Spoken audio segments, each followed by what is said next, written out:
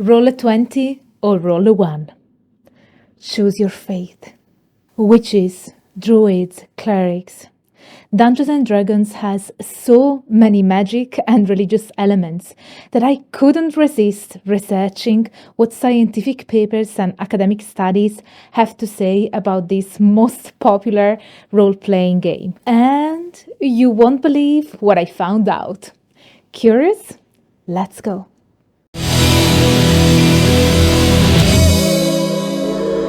Hello Symposiasts, I'm Dr. Angela Puca, Religious Studies PhD.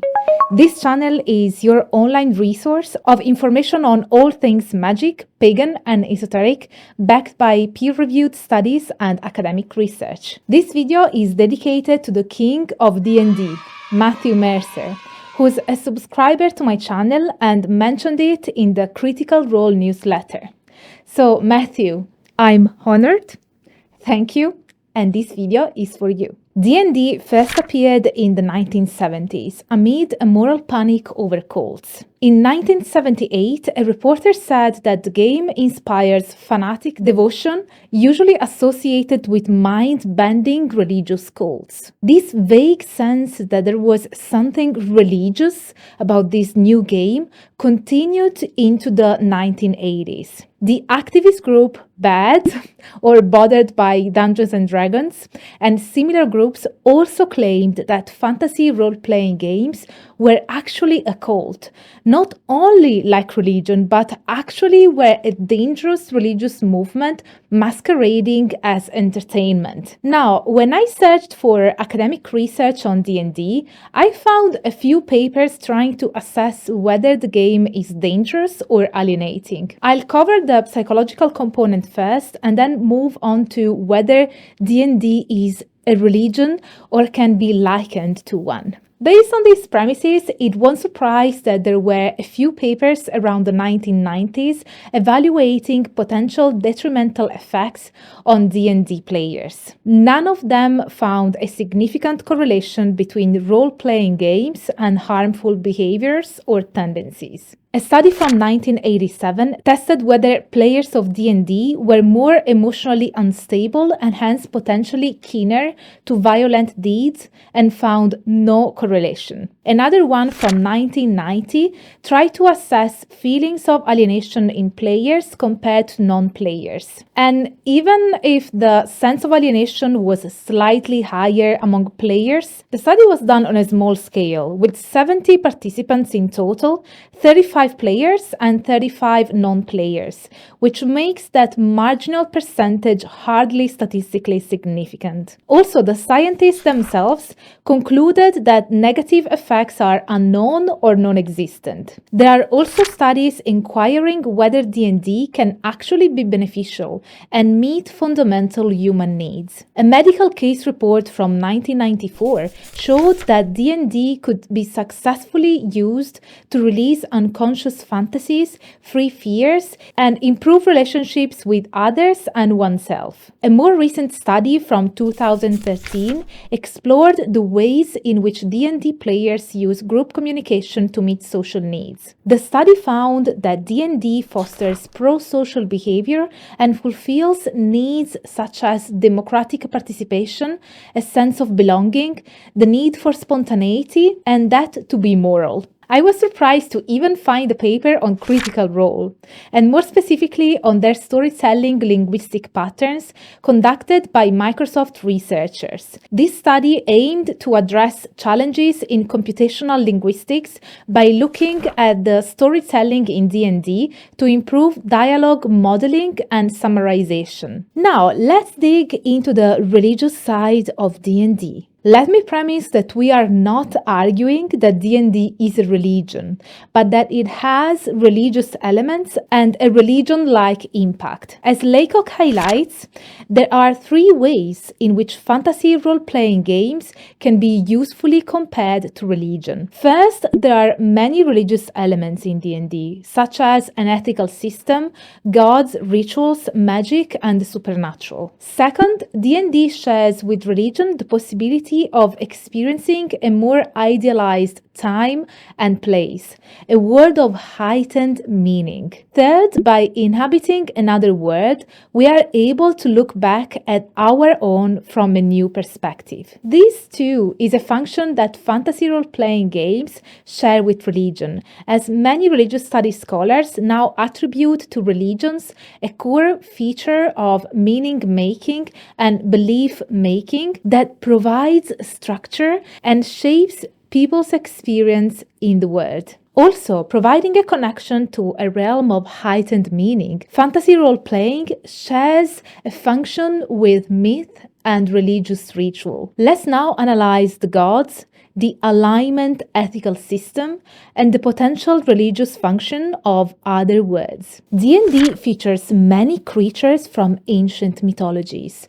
Along with the player's handbook and the Dungeon Master's Guide, the monster manuals belong to the core rulebooks of the game. Here, numerous beasts are described and endowed with ability scores and other game statistics. Many of these creatures are from Greek mythology, such as Medusa, the Titans, centaurs, harpies, nymphs, and many others. Beings from other mythologies are also common, such as the Mesopotamian Shadu, the Indian Naga, the Japanese Kirin, and many more. Along with demons, such as Asmodeus and succubi, fairy creatures and dinosaurs, and numerous others inspired by myths, religions, literature, or pure imagination. These religious elements are not only external to the players who have to deal with them, but also integral to the characters as well. The role of the cleric, for instance, combines the strength of the fighter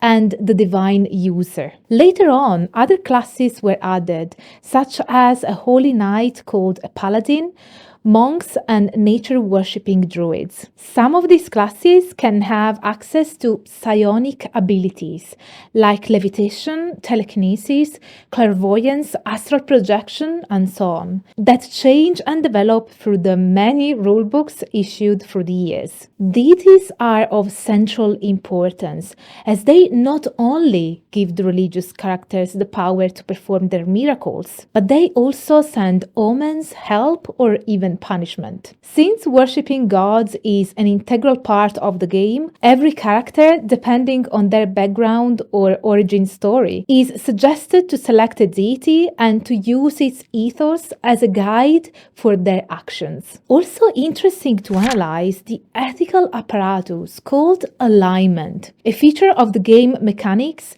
that frames the morality of all intelligent beings in the game. The alignment is an aspect of the character's essential nature more than the sum total of their moral choices. That said, there are tests on the internet to assess your alignment, and I couldn't resist but taking one. Can you guess my alignment? Come on, pause and write it in the comments, and then you will see if you guessed it right. So my alignment is neutral good.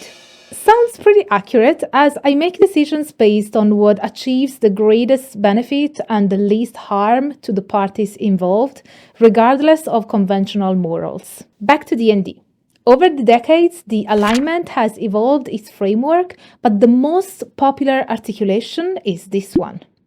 D&D is a unique game in framing morality in such stark and absolute terms, and was inspired by Three Hearts and Three Lions by Paul Anderson for this ethical framework and other elements too. Indeed, several passages in the novel are dedicated to Holger's scientific musings on law and chaos, which he eventually decides resemble modes of existence more than forces. Chaos draws strength from war, while peace and order are only possible under law. However, law and chaos are not equivalents to good and evil. For instance, for the fairy creatures, law is as painful and intolerable as chaos is for humans. As chaos creatures seek to restore some primeval state where anything could happen. Hence why magic is also linked to chaos. Science is the enemy of chaos because chaos uses magic to alter the laws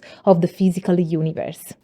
As Laycock suggests, the three Abrahamic religions are also allied with law and condemn witchcraft. Thus, rationalism and transcendent religion are allies against a magical worldview associated with archaic religion. It is essential to notice that while D&D offers the concepts of good and evil, it does not presume that good will ultimately triumph and gives players no incentive to choose good over evil. The construction of other worlds and connecting to them through travel are central to D&D. The first edition mentioned expeditions to unexplored lands, other times and dimensions, and even included rules for visiting the populated planet Mars as alternatives to the underworld. Similarly to religious traditions, role-playing games, like other popular media, juxtapose our experience of the world with conjurations of fantastic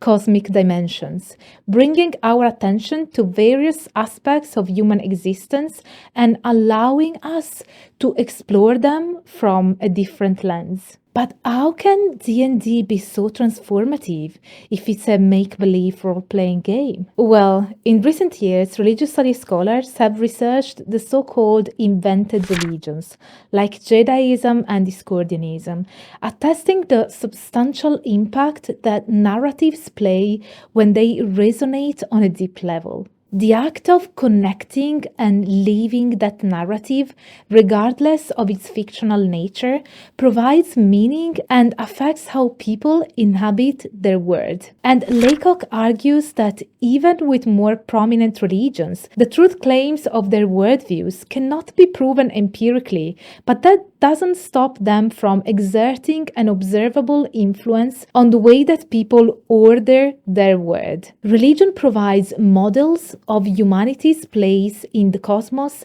and enables us to think in ways that were previously impossible. The imaginary worlds of fantasy role-playing games provide similar models and can, in some cases, provide a similar form of agency. Perhaps Mircea Eliade's theory of the sacred can help us understand the longing for meaning that attracts people to D&D. Eliade's theory of religion assumes the existence of a sui generis category of phenomena that exists across cultures, which is called the sacred. It exists in contradiction to the profane or mundane reality. The sacred is also a realm of heightened meaning and reality, compared to which the profane world is merely a shadow. Human beings cannot live without meaning, and so are always attempting to reach out to the sacred. Religion, for Eliade, is humanity's attempt to access, commune with, and participate in the sacred. The sacred acts not only like a separate place, but like a separate time.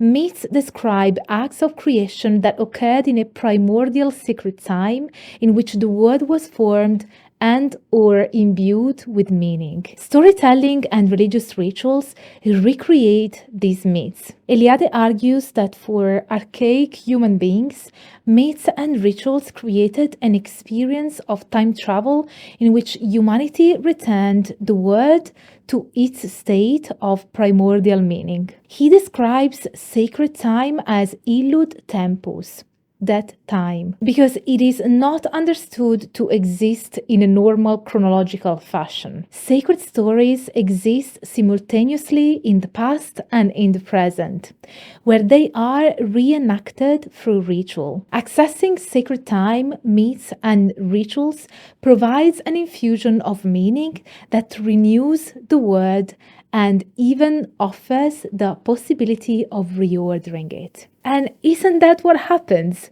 when you are fully immersed in a campaign? And what do you think? Does playing a D&D has any less of an impact on your emotional state and your life because it is a make-believe game? Or do you find it utterly transformative regardless? I'd love to know in the comments. This is it for today's video.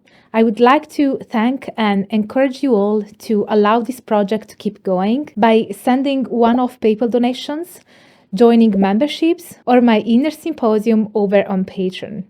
I'm really proud of my community that I call my inner symposium. We have monthly lectures, a book club, one-to-one conversations with me, and lots of other perks depending on your chosen tier. And otherwise, you can still help the symposium grow by sharing this video around to all of your friends and people that are interested in D&D and the academic study of esotericism. Also, smash the like button and subscribe to the channel to become a symposiast. Let me know all of your thoughts in the comments and activate the notification bell so that you will never miss a new upload from me. Thank you so much for being here, and stay tuned for all the academic fun. Bye for now. Today we hold